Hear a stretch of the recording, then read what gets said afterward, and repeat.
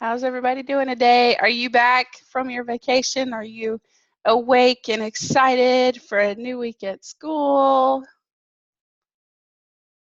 Or are you like, no, my brain's not working yet today? Did you guys do anything fun for Labor Day? We had a cookout at my uncle's house. They have a swimming pool and stuff, so that's where we were. Yeah, I'm dragging a little bit today. Why, Jasmine?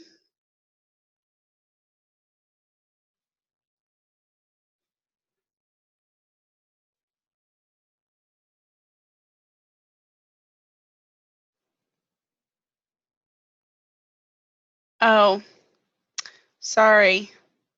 I thought you were joking. But, okay, well, let's get started. Oh, cool. All right, so we're going to start with our IA review. Now, and by the way, all these things are supposed to say IA down here, and I changed them, and then somehow they reverted before I uploaded the PowerPoint. So AI is IA, okay? Oh, bummer. Sorry. So I don't have the calendar days for when we're going to be taking our IA, but we do need to go ahead and start review. Now, before we get started here, what I need you to do is go into Canvas right now. And in Canvas, there is a module called IA Review. It's under the Crime Scene Sketch module. I know.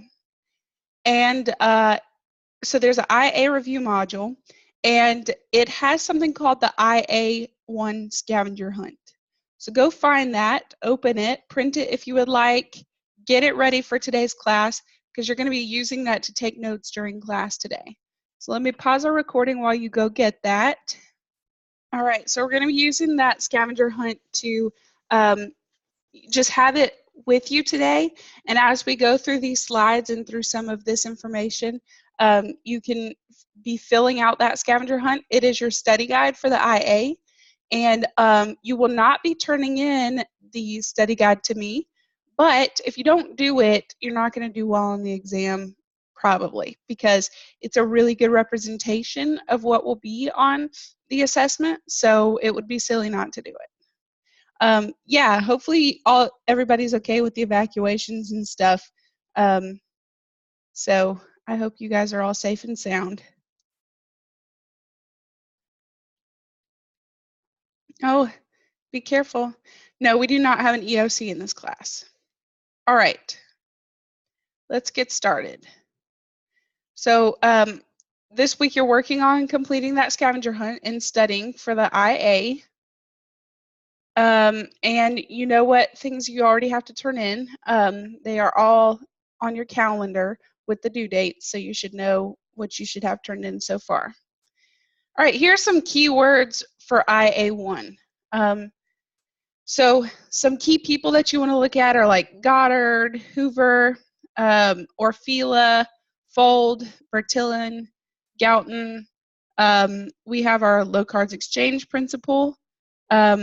The topics that we've covered so far, the crime scene.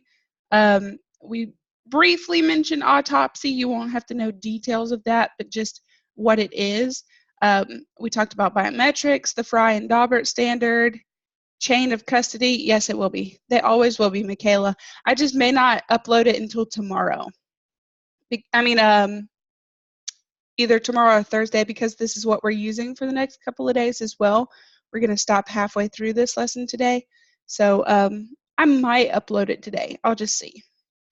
And then we've talked about some types of evidence, chain of custody for how to collect evidence, crime scene personnel, that should say personnel, sorry, and types of crime scene sketches, fingerprint types. Okay, so these are all things that you should be looking at when you're studying for IA1. Of course, that scavenger hunt has a lot of those topics covered on it.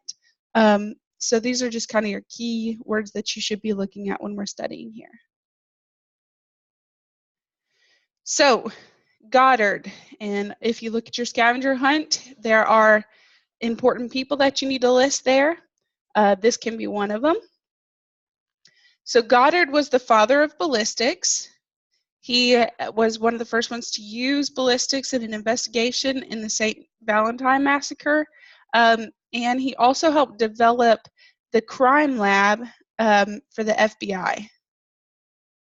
All right. So he is the father of ballistics and helped start a crime lab.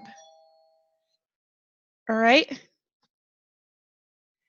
Go ahead and click on this website and go here for a second and look at the Frye versus Daubert standard, and then we'll talk about this in just a minute. So we don't actually know when it is that we'll be taking it for sure, like the schedule at least. So, all right. All right, so Frye versus Daubert. Hopefully you got a chance to read and take some notes about that. So let me just sum it up for you. And I know we've talked about this a million times, so if you already understand it, just please forgive me for explaining again. But let's start with the Frye standard. That's the one that not as many people use anymore. Actually, most states don't use the Frye standard.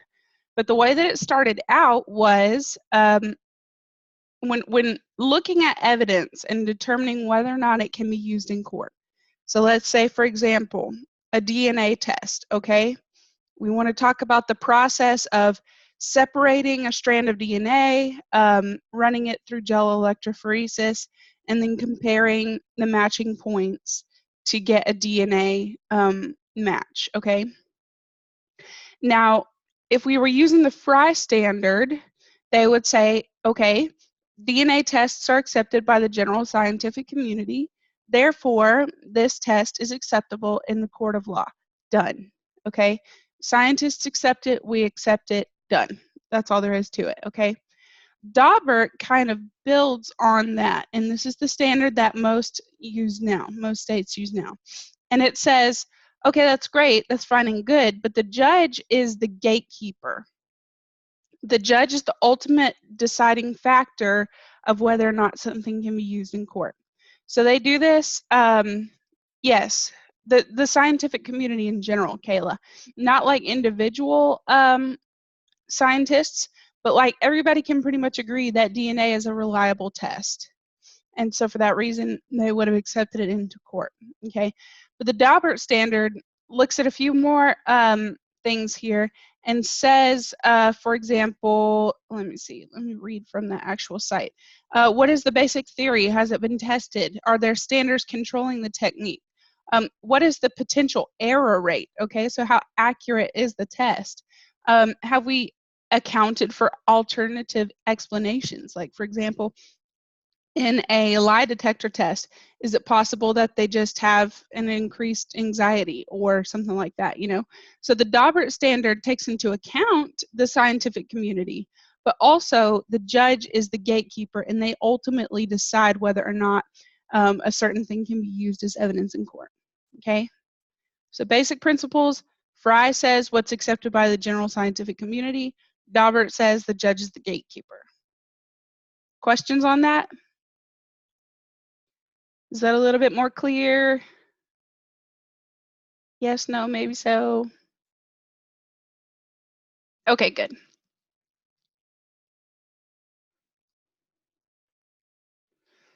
All right. So now we're going to look at a timeline of important forensic events in history, okay? This website here is going to take you to an online timeline, and then you can create your own timeline on your study guide or just use it to help you find some important historical figures to put in that scavenger hunt. These are some key things that you might want to look at. What was the name of the Chinese book written in 1248? And I don't think this site specifically says it, so you might have to look that up. But it does talk about the Chinese book in this website. Who helped develop the chemical process for detecting arsenic? And then look at 1880, see what happens. And then what book made the word detective widely known? Okay, I'm going to pause our recording and give us a few minutes to work on this. All right, so James made the observation, interestingly, that there's kind of a gap between 1932 to 1960. And you have to wonder, did crime slow during the war? Like, were we focused on our efforts outside of our nation, and for that reason, maybe crime went down? It would be interesting to discover. Also, maybe techniques that we used forensically during that time were mostly applied to the war or created by people in the War Office. So, yeah, must be. So, that would be interesting to research and see what happened between 1932 and 1960 as far as crime went, because you're right, we did have World War II during that time. So that would be kind of interesting to study. All right. Questions about anything during the historical timeline? I mean, I feel like some of those things are pretty straightforward, but was anybody unable to find things like the name of the Chinese book? Can somebody tell me what the name of that book was? What was it? What was the name of the book?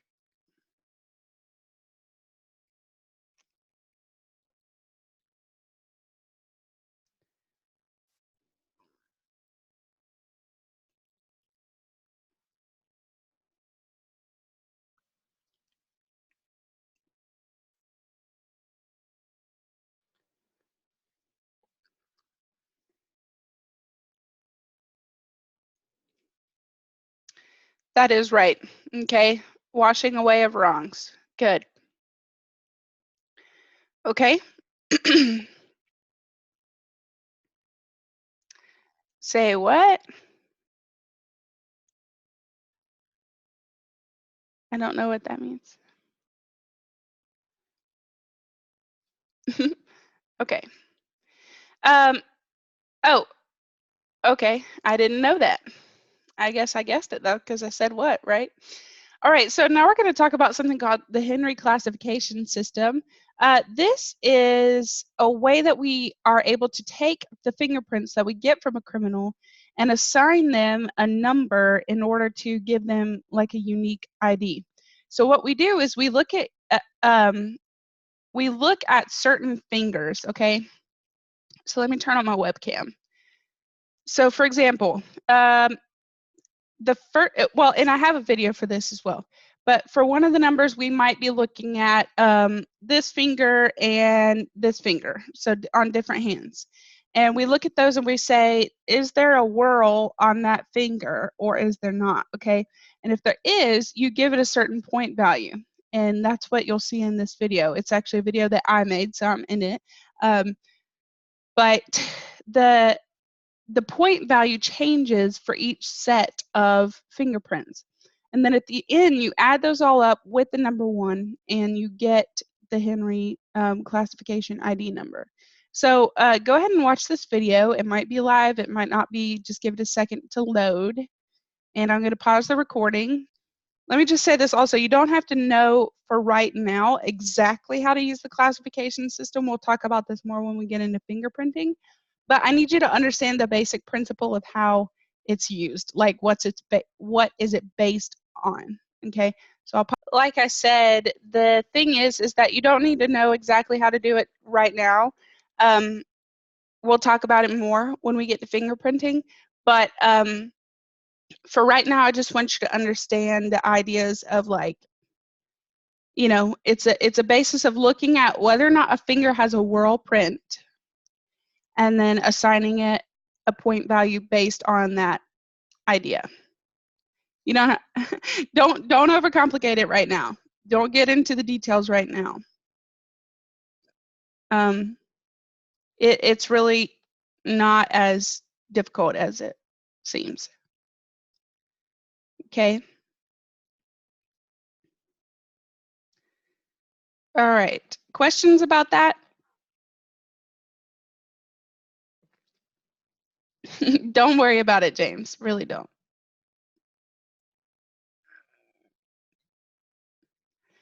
Okay. All right, so we'll move on. Oh, actually, let's see. Actually, that's where I want to stop for today.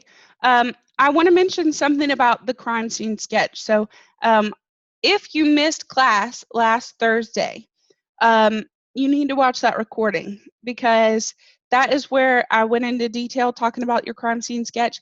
It's technically due today, so get that done as soon as you're able. I talk in that video from class the other day, I talk about how to submit it, what my expectations are from you guys, and the PowerPoint is also in Canvas. Good job, James. Thank you. So hopefully you're on top of that and you're able to get that submitted today. Yay, for those of you that are done. And so for the next 5 minutes, what I want you to do is either work on your scavenger hunt or your crime scene sketch and getting that done. And then I'm going to go ahead and stop our recording here for the day.